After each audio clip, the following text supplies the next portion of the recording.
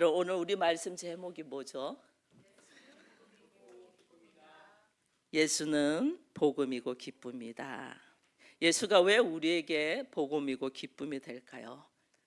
여러분, 이 복음이라는 것은 복된 소식이다 그 말이거든요. 그래서 이 복이 되는 소식, 복된 소식, 즉 이것이 우리에게 기쁜 소식이다. 근데 왜 기쁨의 소식이 되냐는 거예요. 예수님의 이름이 왜 우리에게 기쁜 소식이 되고 복된 소식이 되냐? 왜냐하면 예수의 이름으로 가는 곳마다 우리가 해방이 되고 자유를 얻기 때문이에요. 그래서 이 주님은 오늘 우리에게, 예수님이 오늘 본문 말씀은 읽어보면 예수님이 30에 대해서 나사렛 해당에 들어가서 예수님이 오심으로 통하여 어떤 일이 일어날 것인가 사명을 선포하거든요. 그것은 마귀에 의해서 묶여있던 권세들이 풀어지고 우리는 자유를 얻고 해방을 줄 것이라는 것을 선언하는 거거든요. 그래서 이것이 오늘 우리에게 어떻게 해방이 되고 자유가 되냐 보니까, 오늘 본문 말씀을 보니까 주의 성령이 내게 임하셨으니 이래 돼 있어요. 성령이 내게 임하면, 이거는 지금 예수님이 말씀하시는 거거든요. 성령이 예수님에게 임하면 어떤 역사가 일어나냐, 이걸 지금 이야기해. 자유와 해방의 역사가 일어난다.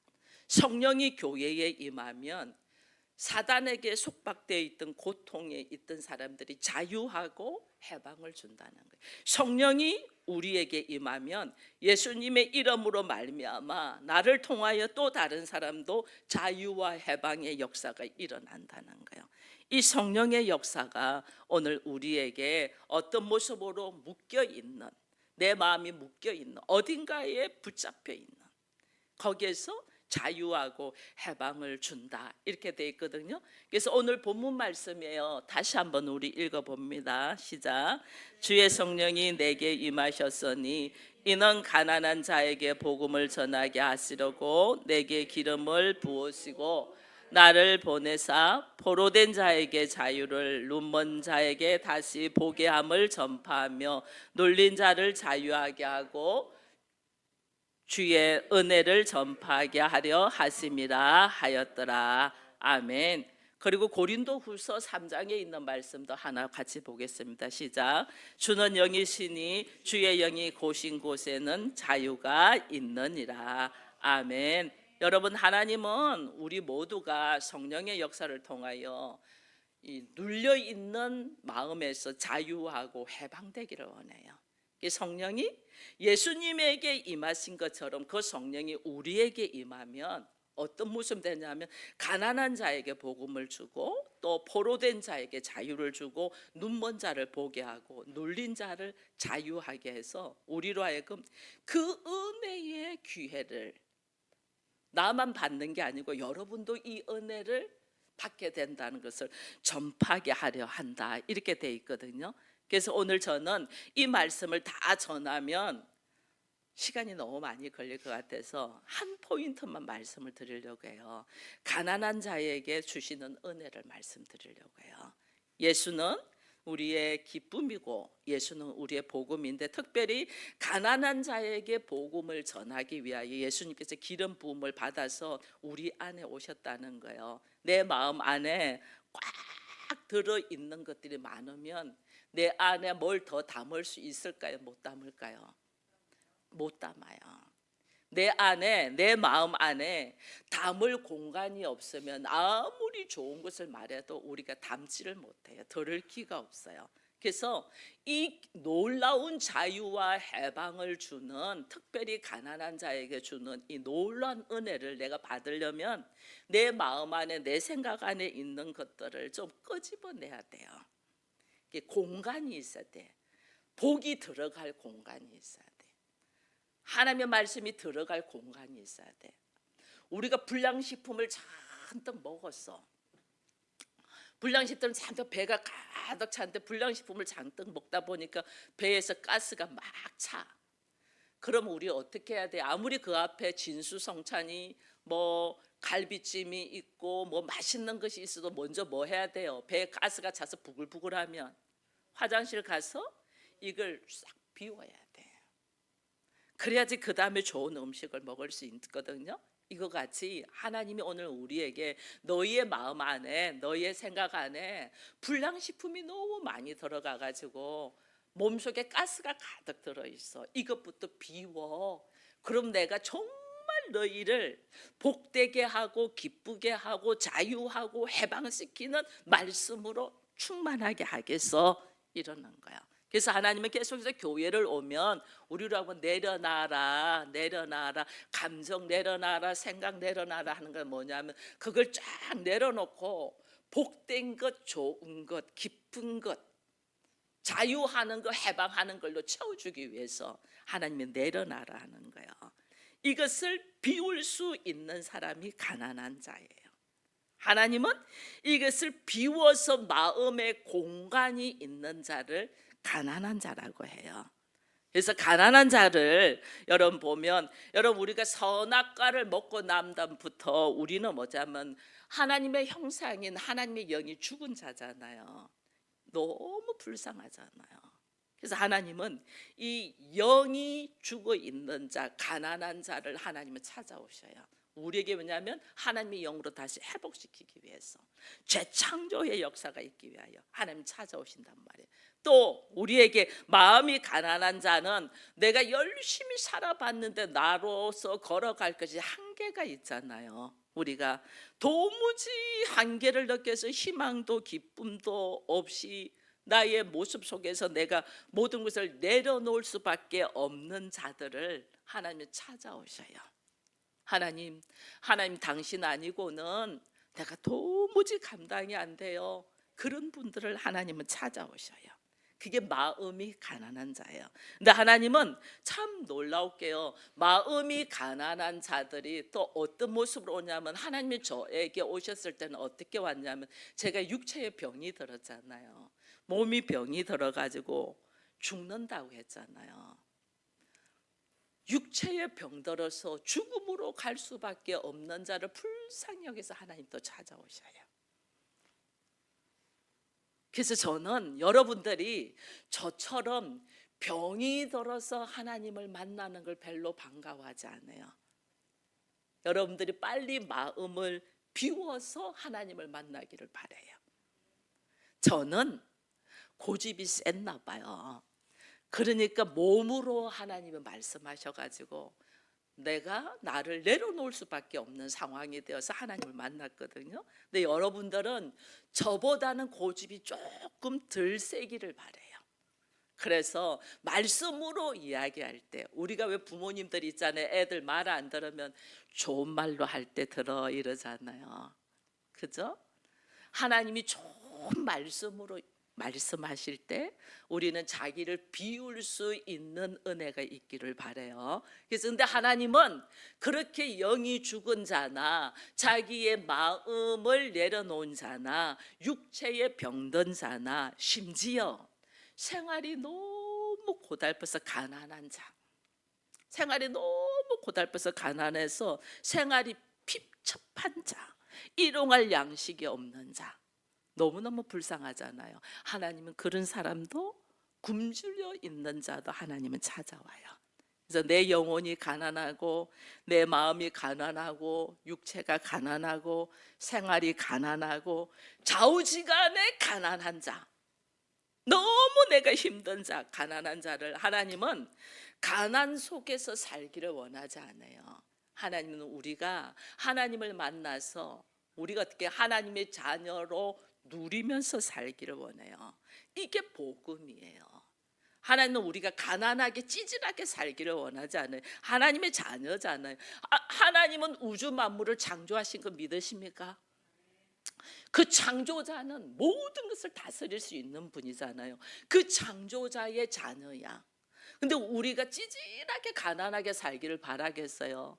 아니에요. 하나님은 정복하고 다스리는 자가 되기를 원해요. 근데 우리는 이걸 모르는 거예요.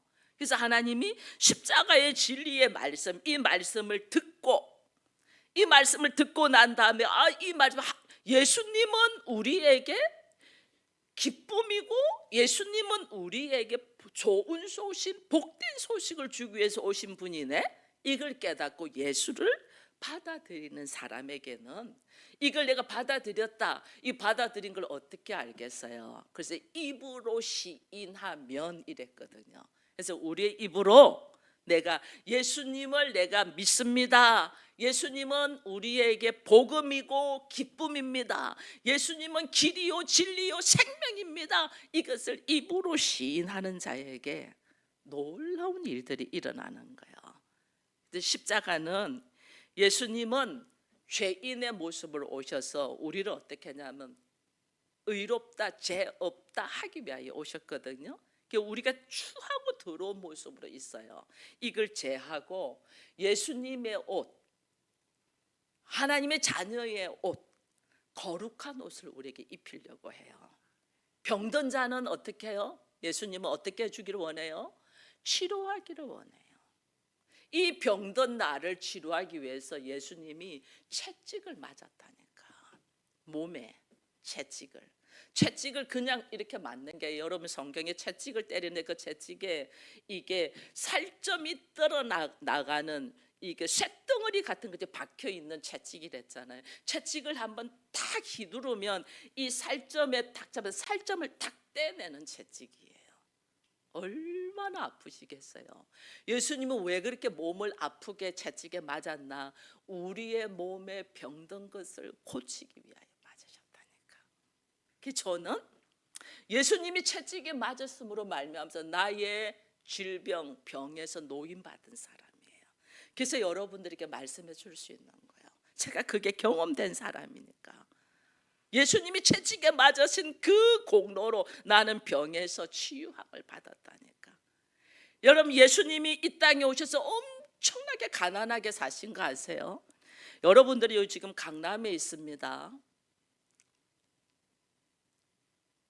예수님은 어디서 사셨냐면 그 당시에 가장 가난한 동네 나사렛, 갈릴리에서도 나사렛, 달동네. 여러분 달동네 가보셨어요? 저는 네팔을 가서 달동네를 가보고 인도에 가서 달동네를 가봤거든요. 그 달동네는 어디냐면 쓰레기를 모으는 쓰레기장, 쓰레기를 모어 있는 쓰레기장에 사는 사람들이 있더라고요. 쓰레기 더미 속에서 살더라니까. 신발도 안 신고 쓰레기 더미 속에서 자기들의 입을 옷을 찾고 쓰레기 더미 중에서 자기들 먹을 것을 찾더라니까. 근데 예수님은 이 땅에 오셔서 갈릴리의 그 달동네인 나사렛이라는 동네에서 가난하게 사셨어요. 예수님은 왜 그렇게 가난하게 사셨을까? 예수님은 왜 그렇게 가난하게 사셨을까? 여러분, 예수님은 왜 그렇게 가난하게 사셨는가를 여러분들 고린도후서 제가 한 군데를 보여드리겠습니다. 같이 한번 읽습니다. 우리 주 예수 그리스도의 은혜를 너희가 알거니와 부요하신 이로써 너희를 위하여 가난하게 되심은 그의 가난함으로 말미암아 너희를 부요하게 하려 하심이라. 아멘. 여러분, 예수님이 왜 그렇게 가난하게 사셨나는 거예요? 나의 병을 치료하기 위하여 예수님이 채찍에 맞아 살점이 다 떨어지고 십자가에서 찔려 죽는 그 모습을 하셨다면 예수님은 왜 그렇게 이 땅에 오셔서 가난하게 사셨나? 우리가 가난하게 살 것을 예수님이 다 가난으로, 어느 정도로 가난하게 사셨어요? 예수님은 어느 정도로 가난하게 사신 줄 아세요? 여러분, 예수님은 하나님이십니다. 예수님은 하나님이십니다. 하나님의 옷, 거룩한 옷, 하나님의 위치를 쫙 내려놓고 인간의 몸으로 와서 인간의 더러운 옷, 가난한 옷을 입으셨다니까. 예수님은 왜 하나님이시면서 인간의 더러운 옷, 죄인의 옷, 죽을 수밖에 없는 옷을 입었냐? 그 인간이 죽음으로 가는 것이 너무 불쌍해서 예수님이 우리의 가난을 다 가지고 가신 거예요. 예수님이 낮고 낮은 이 땅에 오셨다는 걸 우리는 다 알고 있어요. 근데 예수님은 왜 낮고 낮은 이 땅에 오셨냔 말이에요. 우리의 가난을 예수님이 다 짊어지고 가기 위하여 예수님이 가난하게 사셨다. 그럼 나는 어떻게 살아야 돼? 예수 믿는다면 나는 여러분, 내가 예수 믿으면서도 내가 그 가난으로 찌질하게 사는 것은 예수님이 이 땅에 오셔서 죄인의 옷을 입고 인간의 옷을 입은 것에 대한 믿음이 없는 거예요. 예수님이 다 짊어지고 가셨는데 우리는 내 죄를 짊어지고 갔다는 걸 알아요. 실제로 예수님은 하나님이시면서 인간의 옷, 들어오는 옷, 가난의 옷을 입으셨잖아요. 왜? 오늘 고린도후서 5장 8절에 뭐라고 돼 있어요? 그가 가난하게 되시면 뭐 때문에 했어요? 우리를 부하게 하기 위함이다. 여러분, 이거 아셔야 돼요. 예수님이 가난하게 되시면 우리를 부요하게 하기 위함이다. 예수님이 우리가 가난하게 살 것을 다 짊어지고 가신 분이기 때문에 우리는 예수의 이름으로 우리는 부자로 살 수 있다는 것을 선포해야 되는 거예요. 부자로 살 수 있다는 것. 그걸 안 하니까 여러분들이 가지지 못하는 거예요. 입으로 시인하라 했거든요. 입으로 시인을 안 해. 왜냐하면 믿음이 없으니까. 나에게 그 믿음이 없는 거예요. 늘 말하는 거지. 나는 안 돼, 나는 못해, 나는 할 수 없어, 나는 부모를 잘못 만나서, 나는 뭐 남편을 잘못 만나서, 나는 아내를 잘못 만나서, 나는 자식이 잘못, 이러고 있는 거예요. 그 예수가 없다는 뜻이에요. 예수가 있으면 내 안에 예수님이 모든 가난을 쥐고 가신 것은 나를 부하게 하기 위함이다. 이 말씀을 여러분들은 입으로 시인하기를 축원드립니다. 그래서 여러분들 안에 고린도후서 8장 9절에 있는 말씀을 여러분들이 정말 암송하면서 선포하기를 바랍니다. 하루에 밥 먹을 때마다. 다시 한번 읽을까요? 고린도후서 8장 9절. 우리 주 예수 그리스도의 은혜를 너희가 알거니와 부어하신 이로써 너희를 위하여 가난하게 되심은 그의 가난함으로 말미암아 너희를 부요하게 하려 하심이라. 아멘입니까? 이 말씀을 식사할 때마다 기도하잖아요. 기도하기 전에 이 말씀을 먼저 입으로 시인하고 식사 기도하세요. 저는 우리 서울 기쁨의 교회 성도들이 이 말씀을 믿음으로 아멘하고 선포하여 삶의 변화가 일어나기를 축원드립니다. 여러분, 예수님은 우리한테 이 지상에 내려올 때 정말 가난한 달땡로로 오셨다고 했잖아요. 하나님이 이렇게 오셨다니까. 하나님의 옷을 벗어 던지고 사람의 옷을 입고 33년 반 동안에 이 땅에 사시면서 철저하게 가난을 받은 이유가 오늘 뭐 하기 위함이다? 우리의 가난을 청산하기 위함이에요. 아시겠어요? 이걸 우리가 믿음으로 살지 않으니까 우리가 이걸 못 누리는 거예요. 믿음으로 딱 가죠. 예수님이 가난하게 되시면 나를 부하게 하기 위함이라는 믿음을 가지고 선포하기를 축원드립니다. 그래서 우리가 너희를 위하여 예수가 가난하게 되셨다는 말씀을 잃어버리지 마세요. 오늘 우리 주님은 말씀하시는 거예요. 그래서 나의 죄를 담당하시고 나를 죄 없다고 하시고 나에게 하나님의 자녀의 옷을 입혀주시고 나를 치료하시고 건강하게 해주시고 나의 삶이 왜 하는 것마다 안 되냔 말이에요. 왜? 하나님은 나의 삶을 아브라함의 복으로 형통한 삶을 주시는데 나는 왜 하는 것마다 형통하지 못하냐? 예수를 향한 믿음이 없으니까. 예수를 통하여 나한테 이게 오거든요. 예수를 통하여. 근데 예수를 향한 믿음이 우리한테 없으니까 이것을 우리가 누리지를 못하는 거예요. 그래서 하나님이 오늘 우리에게 사순절 기간에 우리에게 다시 말씀을 하는 거예요. 예수는 우리를 위하여 가난하게 되셨어요. 그 가난하게 되시면 나를 뭐하게 하기 위함이다? 부요하게 하기 위함이다. 여러분, 예수님이 철저히 갑자기 가난하게 사시면 나를 하기 위함이면 나의 인생은 어떻게 살아야 되겠어요? 부요하게 살아야 돼요. 기독교인은 부요하게 살아야 돼요. 근데 그 부요가 부자가 되어서 남을 막 위협하고 이 부요가 아니에요. 그러니 나 때문에 예수님이 가난하게 사셨는데 나는 예수님 닮아야 된다고 나도 가난하게 사는 것이 하나님의 뜻일까? 이건 하나님 뜻을 모른다는 거예요. 나를 부하게 하기 위하여 예수님이 가난을 다 가지고 가셨다. 이 말씀에 대한 믿음이 없으니까 우리가 살아온 삶을 이거 말씀을 가지고 하나님께 선포하면서 기도하고 해야 되는데 이걸 안 하는 거예요, 우리가. 그래서 오늘 이 이후로부터는 우리가 식사 기도를 할 때 꼭 이 말씀을 먼저 선포하고 암송해서 선포하고, 하나님은 그렇습니다. 예수님이 우리를 위하여 가난하게 되셨은즉 우리의 삶은 어떻게 살아야 된다? 부요하게 살아야 됩니다. 오늘 이 식탁을 허락하심을 감사합니다 하면서 기도하면서 여러분들이 식사를 하시기를 축원드립니다. 우리 주님이 오늘 왜 가난했냐가 나 때문이라는 이야기했습니다. 나를 어떻게 하기 위하여? 부요하게 살기 위하여. 이 말씀을 여러분들이 믿으시면 여러분들의 삶은 달라질 것이에요. 그래서 우리 한 가지 더 히브리서 4장 12절에 있는 말씀 다시 한번 더 읽어봅니다. 하나님의 말씀은 살아있고 활력이 있어 좌우의 날선 어떤 것보다 예리하여 혼과 영과 및 관절과 골수를 찔러 쪼개기까지 하며 또 마음의 생각과 뜻을 판단하나니. 아멘.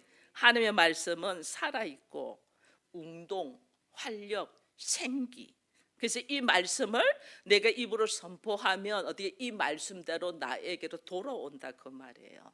그래서 우리가 입을 열어서 하나님의 말씀을 시인, 선포하는 것이 이렇게 중요해요. 하나님 태초에 하나님이 우리를 창조하지 않았습니까? 만드신 분은 고칠 수 있습니다. 이 선포가 오늘날 저를 있게 하셨거든요, 하나님이. 그럼 여러분들 삶도 마찬가지예요. 입으로 시인하여 그 말씀대로 우리에게 돌아오는 생활의 역사. 그래서 우리의 삶을 통해서 하나님이 살아계신 걸 증거해야 되는 거예요. 내가 믿음 생활하고 예수를 믿는데 나의 삶 속에 이 말씀대로 되지 않냔 말이에요. 내가 이 말씀을 믿고 입으로 뭐 하라? 시인, 선포해야 돼요. 그래서 우리가 말하는 말들은 안 돼, 못해, 왜, 싸우고 이게 아니에요. 여러분 말씀으로 싸워요. 부부가 싸울 때 말씀으로 싸워요. 재밌을 거예요. 말씀으로.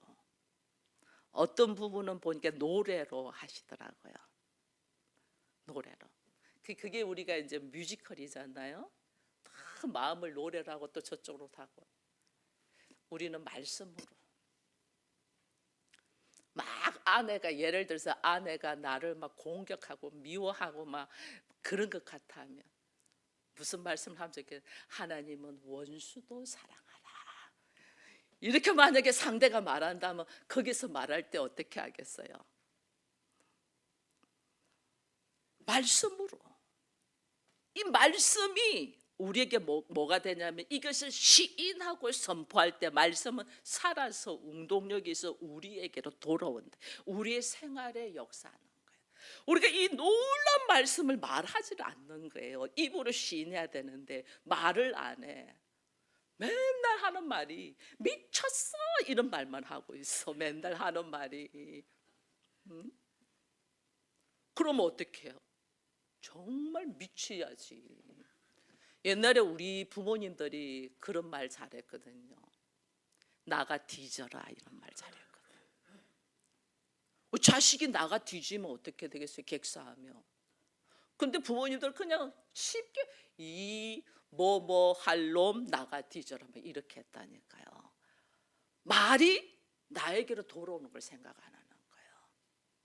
내가 입으로 시인하여 맨날 안 된다, 못한다 그런 말 하게 내가 어떻게 해? 가난하지. 가난하지. 나에게로 돌아온다니까요. 여러분 요한 3서 1장 2절에 보면 하나님이 사랑하는 자여 내 영혼이 잘됨 같이 그 다음에 뭐예요? 범사가 잘되고 그 다음 뭐예요? 강건하기를 내가 강구하는. 내 영혼이 잘됨 같이 하나님이 이야기했거든요. 내 영혼이 잘되고 범사가 잘되고 몸이 강건한 것. 전인격적으로 하나님은 우리가 변화되기를 원해요. 아시겠어요? 그냥 예수 믿는 사람은 그냥 마음만 풍요로운 것이 아니에요. 예수 믿는 사람은 마음이 풍요로우면 내 생각도 풍요롭고 내 삶도 풍요로워져야 돼요. 이 전인격적인 변화를 주님은 원하시는데 우리는 이것을 믿음이 없으니까 그걸 소유하지를 못하는 거예요. 예수님께서 오늘 살아서 우리에게 축복하시는 것을 여러분 믿으십니까? 이 믿음을 아멘으로 화답되는 여러분 되길 바랍니다. 말씀에 믿는 믿음이 있어야지 믿음 속에서 삶이 변화가 일어나는 거예요. 얼마나 우리가 말씀을 향한 믿음이 없는지 몰라요. 그래서 여러분들은 정말 대화를 할 때 성경에 기록되어 있는 말씀을 얼마나 이야기를 하는가를 한번 봐보세요. 여러분들 돌아오는 인생이 달라집니다. 우리가 이제는 아브라함의 복, 우리가 그래서 새벽에 우리가 이야기했습니다. 아브라함을 하나님이 너를 축복하는 자를 내가 축복하고 너를 저주하는 자를 하나님이 저주한다 했거든요. 내가 그 사람을 축복하는 게 아니에요. 나라는 김종신 목사를 있는데 여러분들이 김종신 목사를 축복을 좋은 말을 하는 거예요. 여러분들은 저에게 대한 좋은 말을 했을 뿐인데 여러분들을 누가 축복한다는 거예요? 하나님이 축복을 하는 거예요. 놀라워요. 그러니까 부부끼리도 어떻게 해야 되겠어요? 부부끼리도 축복의 말을 해야죠. 그러면 하나님이 그 축복의 말한 사람을 하나님이 축복해 준다는 거예요. 부부끼리도 저주를 해. 그러면 그 저주하는 말을 하면 하나님이 어떻게 저주한 사람에게 하나님이 저주를 내린다는 거거든요. 형제끼리도 마찬가지예요. 여러분 말할 때 이쁜 말을 해야 돼요. 우리 친구들 이쁜 말. 내가 상대에 대해서 이쁜 말을 해. 예를 들면 시우한테 우리 현아가 예쁜 말을 해. 언니는 어떻게 그렇게 예뻐? 이렇게 예쁜 말을 해요. 그러면 시우는 그 말을 듣고 왜 그래? 너 오늘 뭐 잘못 먹었어? 이렇게 말할 수도 있잖아요. 우리가 평상시 안 하는 말을 하니까.